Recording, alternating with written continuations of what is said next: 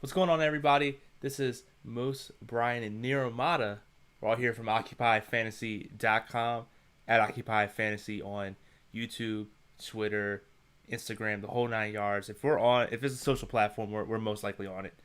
We're here talking about the Masters. So let's go ahead and let's introduce ourselves again. I'm at the bottom right of your screen.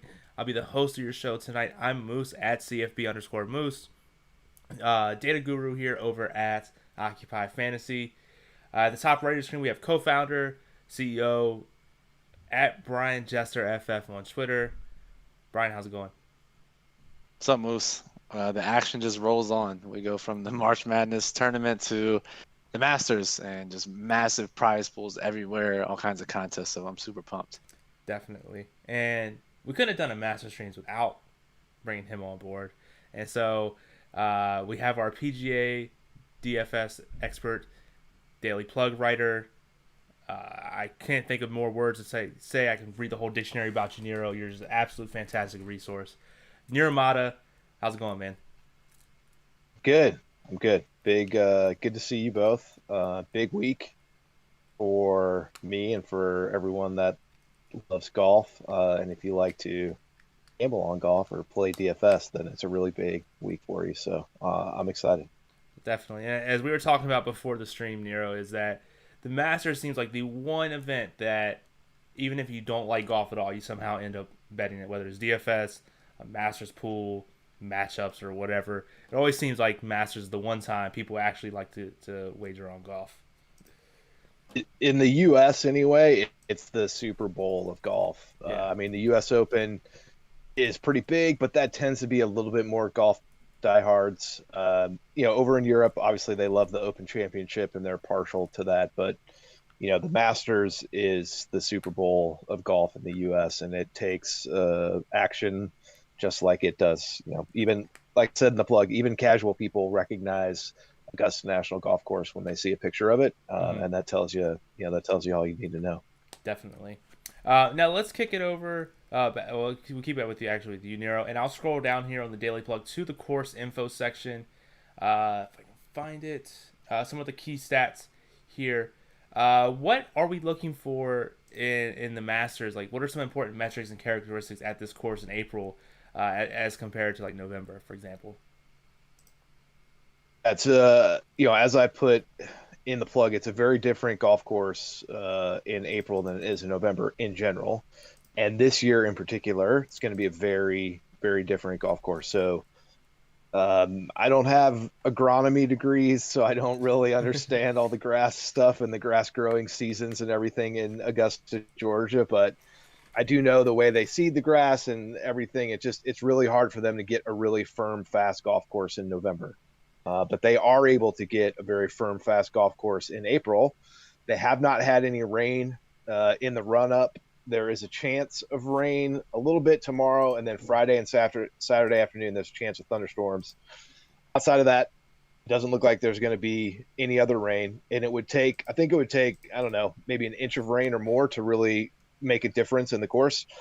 And if they get no rain at all, it's going to be just a firm, fast test. Winning score probably closer to 10 under par versus the 20 under par that Dustin Johnson won it in November. In November, it played to the Bombers' strengths. It's a long golf course anyway, made longer because they mow the fairways back towards the tee, and most golf courses mow the fairways away from the tee, so the ball runs out longer.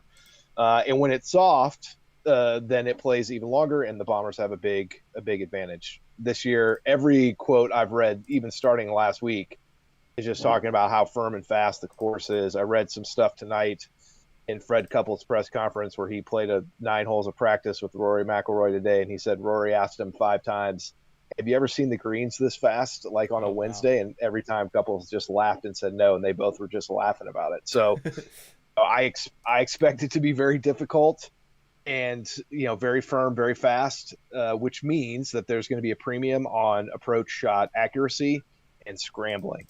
Those things are certainly always important at Augusta. I do think it negates the advantage of the Bombers a little bit. It brings in more of the field into play. That's how I'm playing my lineups. That's how I wrote the plug. To be clear, I could be wrong. And if I'm wrong, I'm going to eat it. And I assume some of you will eat it also. So I'll apologize in advance. But that's my take on it, and I'm pretty sure that it's going to bring in your Webb Simpsons, Matt Kuchar's, two guys I mentioned in the plug, maybe even your Kevin Kisner's, Matthew Fitzpatrick's, all the guys that are, really good short game players, accurate with their irons, don't hit the ball a ton, and on some courses literally just have no chance to win because the course is just too long and they're not going to get enough scoring clubs being wedges, 9-irons, all that kind of stuff into the greens. And they're going to have a chance this week, and my assumption is they're going to be licking their chops because they don't get many chances to really compete at Augusta. So I expect all of those types of players to be extra dialed in when they tee off tomorrow, knowing that they're going to have a better shot than normal. So sorry, a little long-winded, but I do expect it to play very different than November, and it should be just an all-around tougher test. Don't flip out if you got guys that make a couple bogeys early. Everybody's going to make bogeys. I don't know what the cut's going to be, but I'm pretty sure it's going to be over par. Mm-hmm. So, I just don't go too crazy if you got guys that are struggling coming out tomorrow morning. Just, let it all play out till Friday. Yeah. Absolutely great there. And just for full transparency, if you're watching this in another tab and you're not seeing on screen here, the full amount of key stats that we're using here this week for the Masters: greens in regulation, ball striking, birdies made, approach, driving distance, scrambling, and then the custom occupy metric putting variance. So Brian, I'm going to kick this next question over to you. And you had the chance to talk to Jeff Sherman, pick his brain a little bit.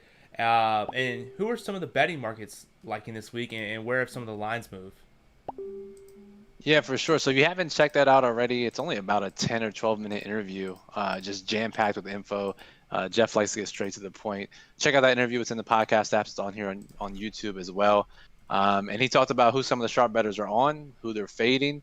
And then also Niromada comes in every Wednesday in the Daily Plug and details the pinnacle line moves, lets us know who some of the sharpest bettors in the world are betting in the odds to win market. And one thing that stood out to me was, and Niromada pointed it out, is a lot of the guys that saw the line moves at Pinnacle this week are those ball striking type guys. And Colin Morikawa, always an Occupy favorite. He's on that list. And most of you if you scroll up to the top there, you'll see it. A lot of different names here. And for me, the nice thing about it was almost all of these names are sub 15% ownership on FanDuel and DraftKings. So guys, we're looking to get heavy leverage on if you're making 5, 10 or more lineups, or if you're just playing a single lineup, look to get those middle ownership type guys. They're filled here in the line move section. So that's the big thing that I noticed. And then talking to Jeff today, which I think we'll probably get Niromada's insight next on this, is Jordan Spieth, the biggest decision point of the week for PGA DFS, going to be the most popular golfer on both sites based on his recent play, based on his price compared to his odds to win. But Moose, what was interesting to me was Jeff saying that a lot of the sharp bettors are fading Spieth in the head-to-head matchup markets, and Jeff himself said that this isn't a spot he would look to play Spieth in. Yeah, and that kind of ties into Dapet's question. Casey and Spieth seem to be the public favorites. Do we fade them completely? And I know, and he mentions that you and Jeff were leaning towards no Spieth at all, but didn't know what to do with Casey. So Brian or Nero, if anyone of y'all want to step in, what are you doing with Casey? Yeah, go ahead. No, I was gonna say I'll let Nero handle this one for sure. So I my position would be Casey and Spieth. If you're playing cash, Casey and Spieth should be locks. They're almost like NFL running back who, the starter's hurt and the backup's coming in. I would expect Spieth to literally be 60% plus in cash games. Casey is probably 40 to 50%. They both profile well. They have good course history, playing well. So they meet, the game theory reasons are the reasons to fade these two. You don't have a ton of golf reasons to fade them. So in cash games, for sure, I want them on my teams. In lower risk, like smaller contests, like under 1,000 entries, let's say, I think it's okay to have them. If I was making one team and that was it, and especially if I was playing risky contests, I would fade both of them. I was only making 3 teams, again, in the risky contest, I would still probably fade both of them. If I was making 3 teams in smaller contests, I would want them on at least one of the teams just to play it safe. And I would be a fan in a super large field stuff. I think Brian would probably tell you to fade Spieth completely. I wouldn't quite do that, but I would be a fan of having like half of what we think the field's going to have. And by the way, I personally think the field, is going to have 35% maybe Spieth in that big $10 on DK. So, if I'm making 50 lineups, 150 lineups for that, I'm probably having 15, 20% Spieth, and maybe the same for Casey. I'm guessing Brian would tell you he'd dump both of them out of his player pool.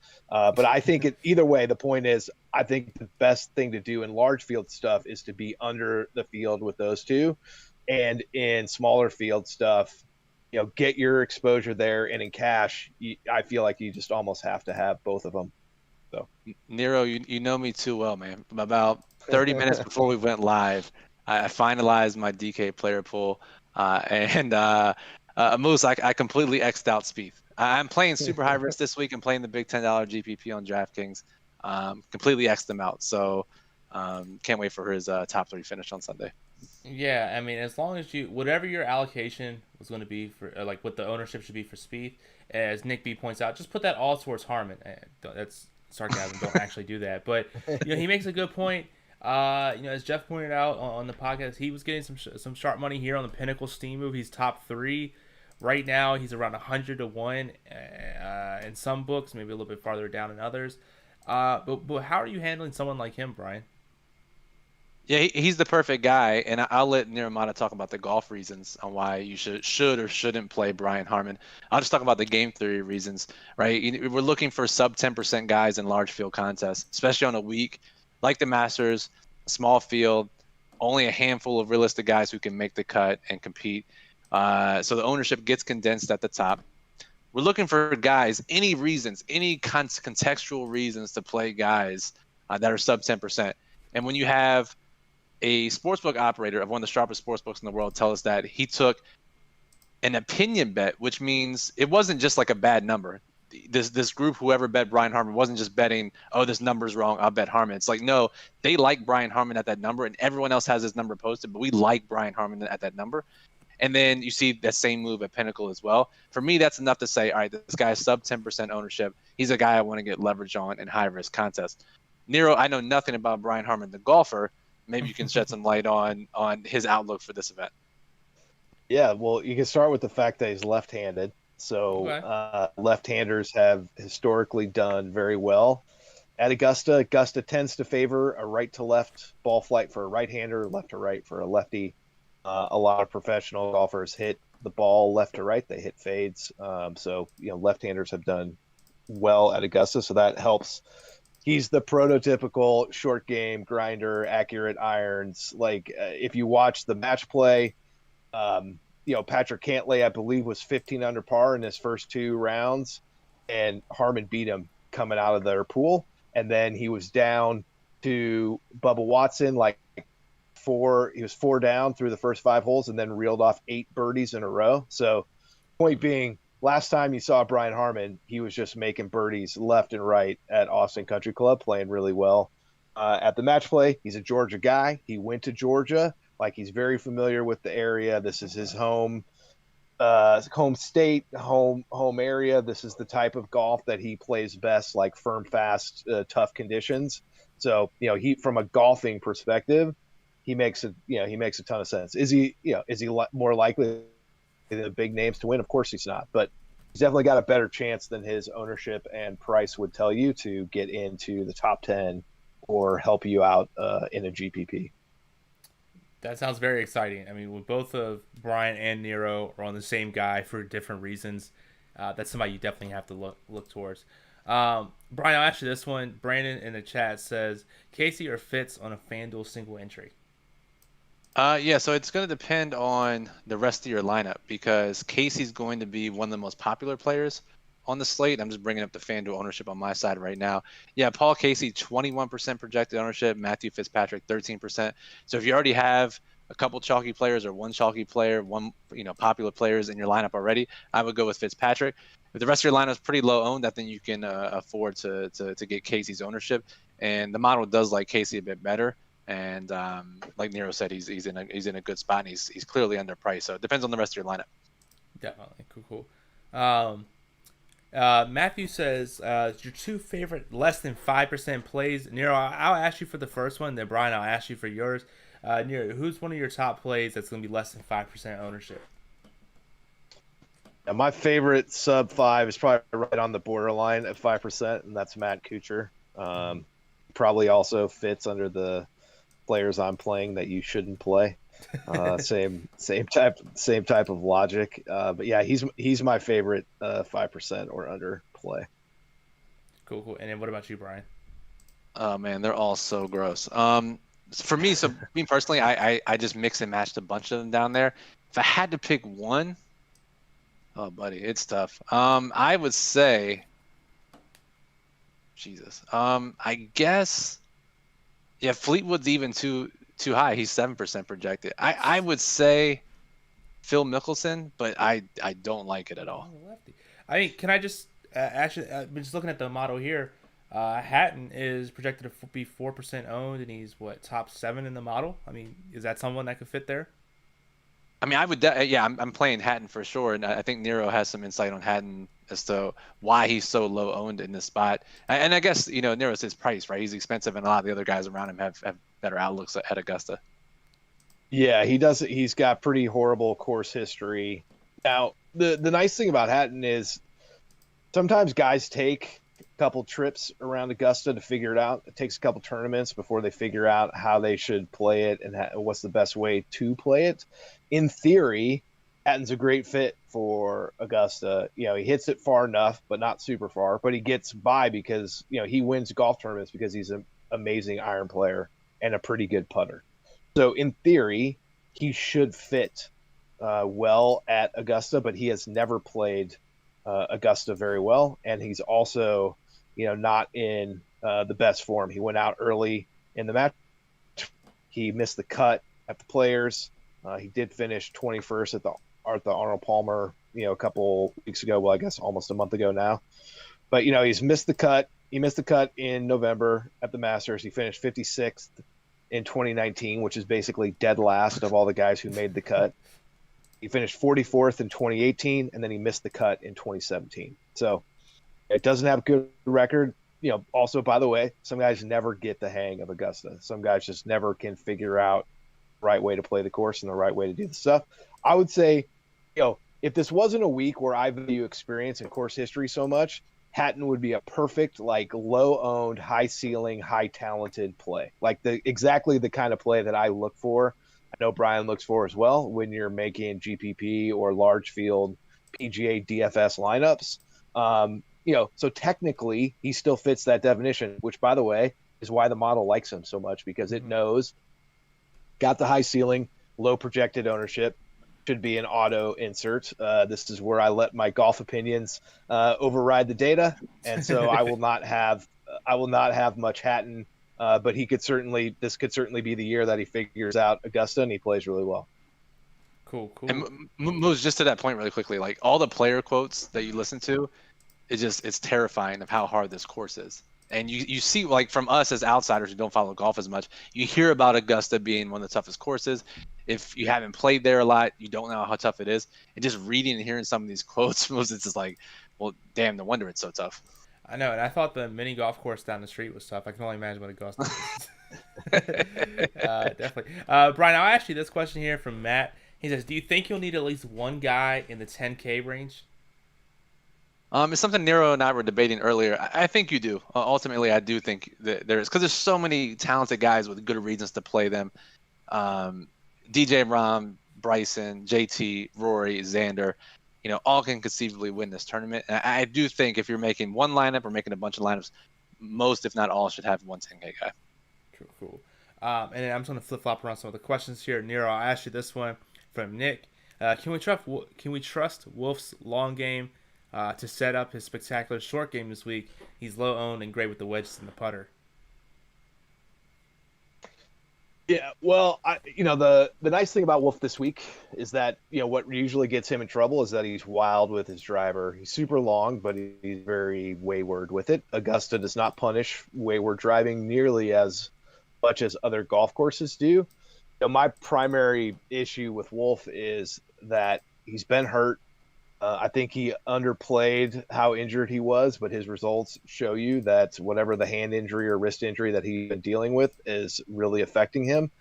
And even when he played a little bit better at the match play, he made a bunch of birdies, but he made a ton of bogeys, and some of them were bad bogeys, just like shots that were very wayward into greens and off the tee. And I put it in the Wednesday update. I am focusing on and targeting bogey avoidance this week now, just as much as I'm targeting birdies, because I feel like the guys that don't make very many bogeys might actually do better than the guys who make a ton of birdies and a ton of bogeys. Most weeks, I would favor an aggressive player like Wolf, who has a lot of variance in his game. This week, the conditions the way they are, he's not someone that's going to make his way into probably any of my builds. But again, if the logic of you can play anybody, he's a very talented kid. Probably 10 years from now, he'll be one of the top players in the world, and he's going to be less than 5% owned. So I can't, if you want to take shots on him in large field stuff, I can't talk you out of it. Yeah, good insight there, Nero. Brian, another question here from Corey. He says, Xalators or Harman on FanDuel? I just have massive amounts of Harman. So he's going to be my answer when choosing between him and someone else. Cool. And then another one here from .bet says, with the strategy to roster 2 to 3 players in the 7K to 8K range, who would you recommend to play as those blocks? Neiman and Garcia are what I'm leaning. Yeah, I like those guys, and it's a pretty strong group, especially in the upper range. There, to me, when we're looking to get leverage in large field, we're always looking to play maybe not the highest owned guys and maybe not the lowest owned guys, but kind of that middle tier in golf. And there's a couple guys, Adam Scott, top of the line moves this week. He stands out to me in that range. Sergio that you mentioned, I like him as well. And then a couple other guys, Jason Day, line mover, he's on there. Neiman, Answer, Xalators, all reasons to play those guys. If I had to pick just 2, it would be Scott and probably Day. Just trusting the line moves here. Definitely. Cool. I'll ask this question here from Brent to you, Nero. Is there any big chalk that you're fading / under the field on? I know we talked about Spieth for a little bit there, but is there anyone else there you're big chalk you're fading? Yeah, I mean, I gave my thoughts around Spieth and Casey and how to treat those two. I think they're going to have markedly more ownership than anybody else. Your next chalkiest guys are probably Berger, Connors, JT, Cantlay, like that quartet.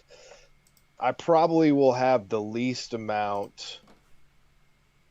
I think I have the least amount of Connors and maybe JT out of those two. I have pretty decent amounts of Berger and Cantlay. I'm probably building a little more balanced than Brian is, but that's just personal preference stuff for me. So again, if I'm looking at those top guys, it's probably Connors is the one that I have the least amount of. I'm not necessarily fading him on purpose, but down in that range, I prefer Ryan Harman. I prefer Matt Kuchar. Certainly Connors is more consistent, probably makes a better low risk play, but I think that your Kuchar, Harman, Siwoo Kim types have better tournament leverage than Connors does. So therefore Connors, kind of gets the boot for me.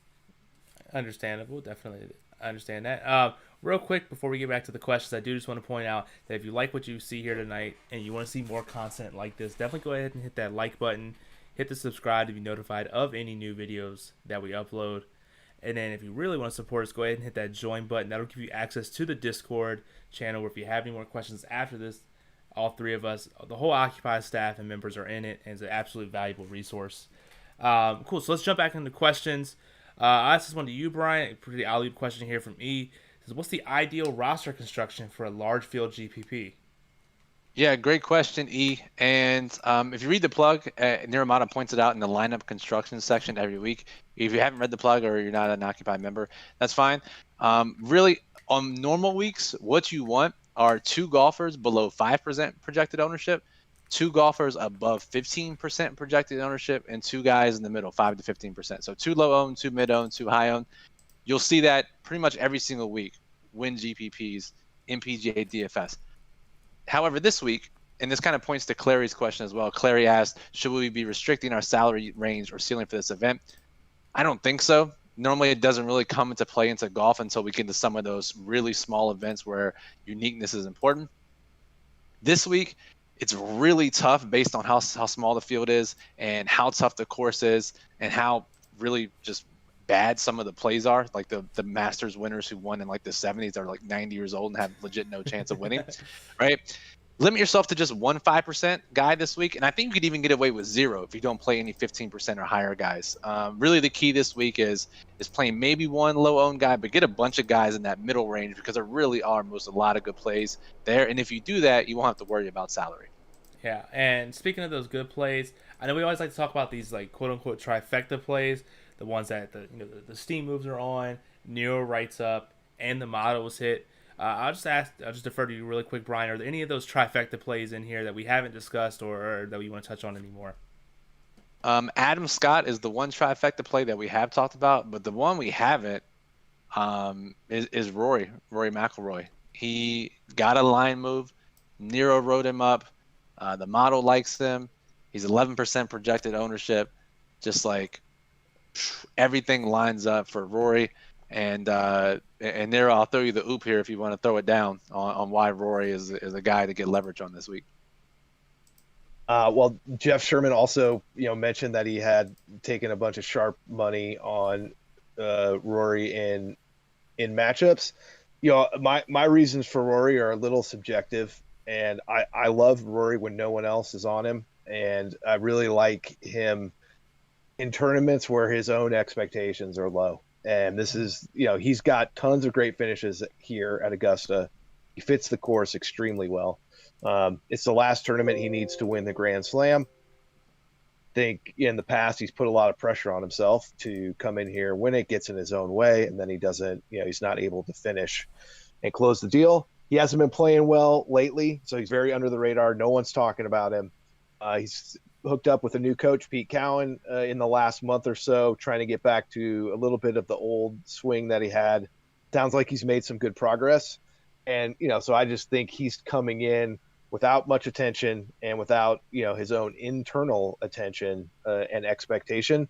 And that should free him up to play really well. So that's my reason for liking him. And certainly I love the fact that there's been sharp action on him in the betting markets. That makes me feel better. Definitely. Nothing worse than you're looking outside of a vacuum and you're like, man, I really like this play, and let me go look, and then everything else is against him, and you're like, shit, This is not good. Yeah, totally.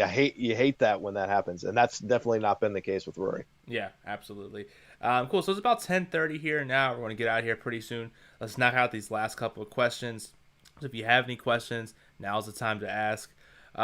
Nick asked for you, Nero. So I'm also looking at one golfer in particular in the low 6K range. Should we be staying away from that range? Also, it's not another Strafasti dart throw this time.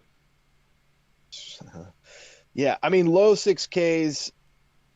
Ryan Palmer's 6,500. I have him, I think, in the others I like section. So I do think that he's perfectly viable. He can have a good finish. He's definitely getting some ownership, but that's okay. By the way, the last time the course played super hard, when it was won with a score of, was it even par or 1 over, Zach Johnson won it. I think that was 2006. He's 6,300. He's been playing better of late. Usually plays pretty well here. I don't know that I'm gonna have a lot of them, but he's certainly somebody down there that you can at least make a case for. It's harder to make a case, for some of those other guys down there. Brendan Todd, you could probably make a case for. Accurate, iron specialist, great putter, great short game.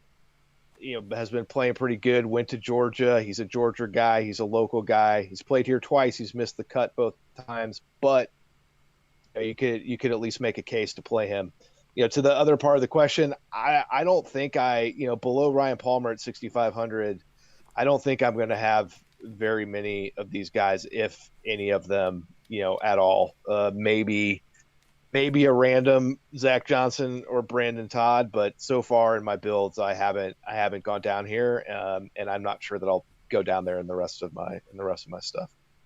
Cool. Gotta have tons of Sandy Lyle exposure, Nero. Come on. I legit no idea who that is though. He's the guy you described earlier. He's the former champion who's probably, I bet you he's 65 or something now. Who will shoot 85 or something, and that'll be it. Nice. Just show up, just completely just get destroyed, and then just have a good time at the end. That sounds like fun. Yeah. Well, the thing is, these guys, the former champions, they're not taking invites away from people just the way that Augusta does it. Like, they just invite the people they invite, and so if the former champions want to play, they get to play. But if they don't play, it's not like they take somebody's spot in the field. So basically nobody cares. They just play because once you win the Masters, you get a lifetime invite to play the tournament as long as you want. That's crazy. Let's see here. Billy asked, Brian, I'll ask you this one. Thoughts on Sink as a low salary, low ownership play? I know the model likes him. I'm not big on him. He's not in my player pool. Yeah, I like Nero, I'm not really going below that 6,500 mark on DraftKings this week. I really don't think there's a need to.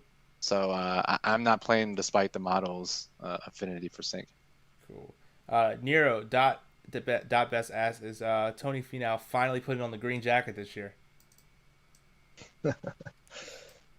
I mean, based on his recent play, no.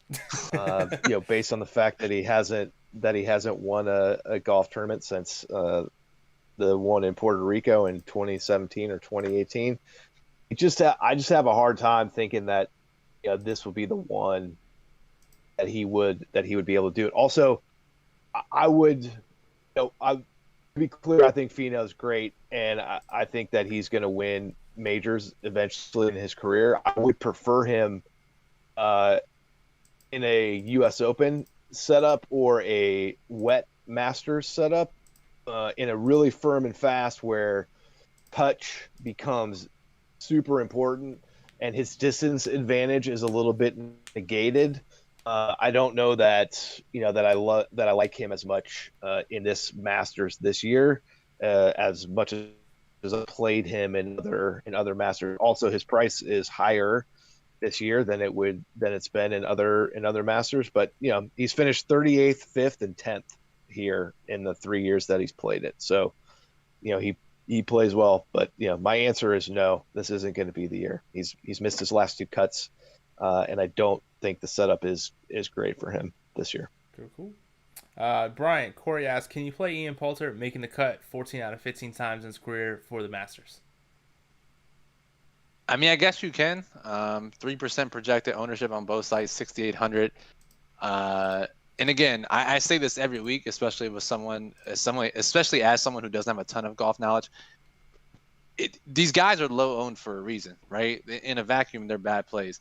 But if you like a guy, you have to find a reason to play a low-owned guy. If you can find a reason to play them, maybe 14 out of 15 cuts at a course where course history is the most important that it'll be all year, sure, I say go ahead and play him, right? Like, that's no worse of a reason for me to play Matthew Wolff at 3% or any of these other guys at sub 5%. So if you like him there and that's the reason you like him, I say go play him. Yeah, absolutely. And a question for Nero from Decoy. Says, what's another high-owned guy besides Connors who's good for a large GPP? Well, for me personally, Connors is not good for a large GPP because I don't have a ton of him. But a higher-owned guy who would be good for the GPP. Let me sort by ownership and take a look.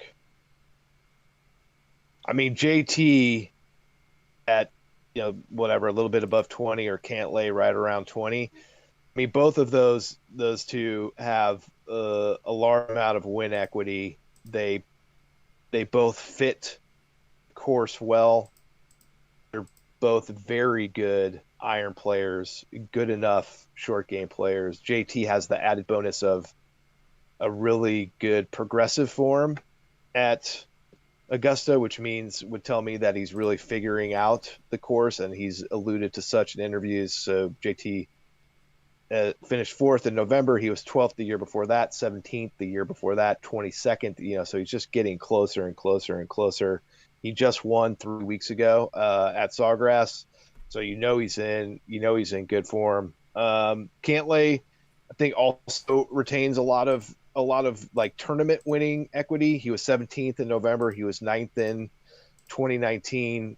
He's even though he missed the cut at the Players, if you read through his results before that, he was 15th, 3rd, 2nd, 13th, 17th, 1st. In the 6 tournaments before that, and he's $9,800. He's kind of under the radar, and his game is 100% fairways and greens. Avoid big numbers, avoid bogeys, avoid bad decisions. That's how he plays golf. This week should fit him really well. So, of the higher owned guys that you would want to play in a GPP, I think those two could certainly you can make a case to play both of them heavily if you want to. Makes sense. Those are 2 guys I would have picked too, Moose, by the way. Cool. Perfect. Question for you, Brian. And then we got one more question, and then we're going to get out of here. Rocky says, late to the party, are you on Brooks or is he too risky? I do think he's too risky. A guy coming off of surgery well before his timeline was up. And he did take a move at Pinnacle. I will say that. But from what I understand, talking to Jeff Sherman today, and again, for those of you who are just joining, if you haven't listened to the podcast with Jeff Sherman, the Superbook, it's here on YouTube. It's in podcast apps. It's like 10 minutes long. Go check it out. He was saying that we might see some moves, and he has seen some moves on Koepka, but it would just be people betting numbers. And similar to how the Occupy model doesn't take injuries into account, he was saying that a lot of sharp bettors betting models don't take injuries into account because they look at more long-term form. They're at long-term ceiling, and Brooks fits that mold. If Brooks was fully healthy, yes, he would be a bet at this number, and that's why maybe we see some line moves here and there. For me, the $10 milli where it's like 400,000 people, I think sure you could take a shot there. But any other contest type, right? 1,000 players or less, 10,000 players or less, I think it's probably too risky. Yep. And then last question here, I'll pass this off to you, Nero. Timothy asks, what's your thought on Harris English this week? Well, if you read the plug, you know that it's always Harris English season at my house. So, I'm a Harris English truther to some degree. He's not. I think the thing that keeps me away from having a ton of Harris English this week is that his just recent play has just not been very good, and he did finish 26th at the Arnold Palmer a month ago, but like 66th at the Workday. He missed the cut at Phoenix, missed the cut at Farmers, 32nd at Sony. He just he won the Tournament of Champions, and that was on the back of a great run. He got his win. I think he had a little bit of a letdown, so he certainly could pick it back up. But I just haven't seen enough from him recently to have heavy exposure to him. I certainly think he's fine addition to your player pool. He's not going to be super highly owned. He fits the profile. He's a good putter and an really accurate iron guy. He went to Georgia, he's a local guy. But I said in the plug, it's just Augusta is a tough spot to show up and find your game because the course itself just asks too many hard questions of your game over the course of 4 days. So, if you haven't at least shown me in the last month or so that you have the ability to play well, or you've played well, and maybe a month is too short. Maybe you go back 6 weeks, but if you haven't done anything in there, I'm going to have a hard time having heavy exposure to you. And he just hasn't, he hasn't done anything like that since early in January. Cool. That all makes sense to me. Brian or Nero, do you all have any last thoughts for the Masters or anything we haven't covered that you want to talk about before I take us out of here? Not much. I think just, thanks everyone for joining. We had a lot of content out this week. The plug is out. The model's out with projected ownership and rankings. Then interview with Jeff Sherman. Check all that out if you haven't already. And again, tough event this week. if you're playing the tournaments, and I know a lot of you are just because it is a big prize pool week, stick to the construction. No more than 2 guys above 15%, no more than 2 guys below 5%, and probably only just one this week. And my personal favorite is to load up on that middle ownership range, 5 to 15%. I think there's a lot of good plays from the model, the plug, and the line moves that tell us a lot of those guys have big chances. Definitely. Cool. Nero, any last thoughts? Yeah, I mean it's the Masters, so have fun, but know that the contests are all bigger than usual, and that means more variance than usual. It's harder to get that top finish, so just keep that in mind when you're entering. It's easy to kind of lose yourself in entering, and the pricing is soft, and it's easy to feel like you can just put together an all-star team and be like, this is simple. No, it's not going to lose, no way. But just keep in mind it's still golf, and there's still a lot of variance. So have fun, but do it responsibly. Otherwise, I just would say thank you for reading and listening. It still cracks me up that people want to listen to my thoughts on a golf tournament. So it's great. I appreciate it. So thanks to everybody. Yeah, there's not many other people I would put. I don't think there is another person I would put above you for golf advice. So you definitely get that honor from me, Nero. Brian, Nero, again, we're all from Occupy Fantasy. Thank you all for joining us. Again, if you liked the video, definitely go ahead and hit the like down below. Hit subscribe if you're not already. And if you want to join our Discord, or you have more questions, you want to talk to Nero, go ahead and hit that join button. It'll give you the instructions on how to join our Discord. But until next time, Moose, Brian, and Niromada from Occupy Fantasy. Have a good night.